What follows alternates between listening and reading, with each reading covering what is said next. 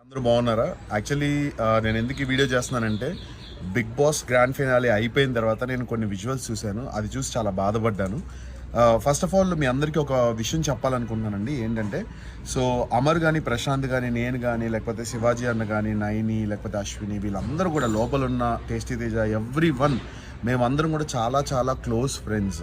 కొన్ని విజువల్స్ చూశాను. గేట్ని గట్టిగా తనడం, నేను చంపేస్తాను, నరికేస్తాను అనడం, లేకపోతే కార్లు పగలగొట్టడం, ఇవన్నీ ప్లీజ్ స్టాప్ చేయండి. ఎందుకంటే కొంచెం ఆలోచించండి. మేము అందరం చాలా క్లోజ్ ఫ్రెండ్స్. మేము బయటకు వచ్చిన తర్వాత అందరినీ కలుస్తున్నాము, అందరం చాలా హ్యాపీగా ఉంటున్నాము. ఒకరికొకళ్ళు ఈవెంట్స్ అయ్యి చెప్తున్నారు, ఒకరికొకరు మేము డబ్బులు సంపాదించుకుంటున్నాము, మేమంతా బాగానే ఉన్నాం.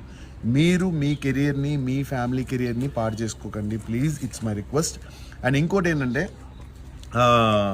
నేను అక్కడి నుంచి బయలుదేరినప్పుడు, అన్నపూర్ణ గేట్ నుంచి బయలుదేరినప్పుడు నన్ను అందరూ చాలా బాగా రిసీవ్ చేసుకున్నారు. నా కార్ అయితే ఏం డ్యామేజ్ కాలేదు, మంచిగా ఉంది, అంతా బాగానే ఉంది. బట్ నేను నిజంగా చెప్తున్నాను, మేమందరం కూడా చాలా కష్టపడి పైకి వచ్చాము.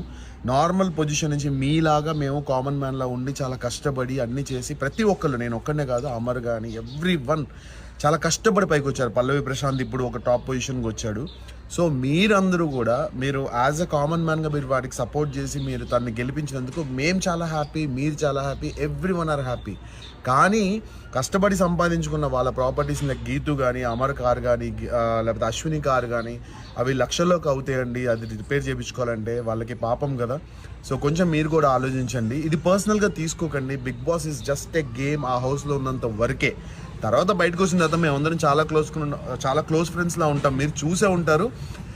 తేజ కానీ, నేను కానీ, వాడు నన్ను నామినేట్ చేసినా కూడా నేను ఎంత క్లోజ్గా మూవ్ అవుతున్నా, వాడు నాకు బెస్ట్ ఫ్రెండ్ అయిపోయాడు.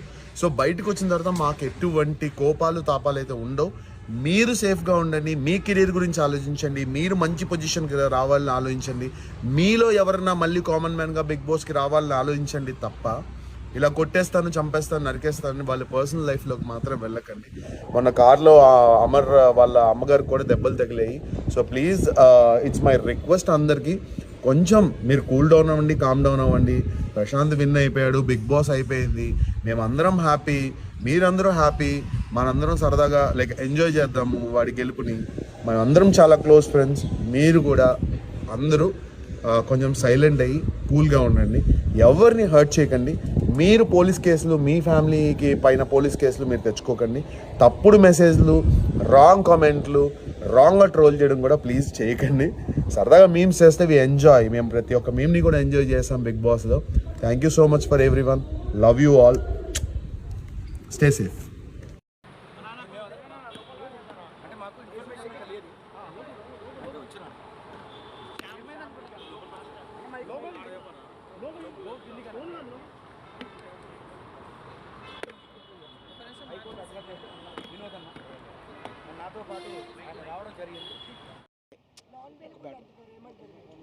అది చూడాలండి. అంటే నేను అంటే ప్రభుత్వం మేము గౌరవిస్తున్నాం, ప్రభుత్వాన్ని గౌరవిస్తూ చట్టాన్ని గౌరవిస్తూ మేము రావడం జరిగింది. వాళ్ళను మనం ఏదైనా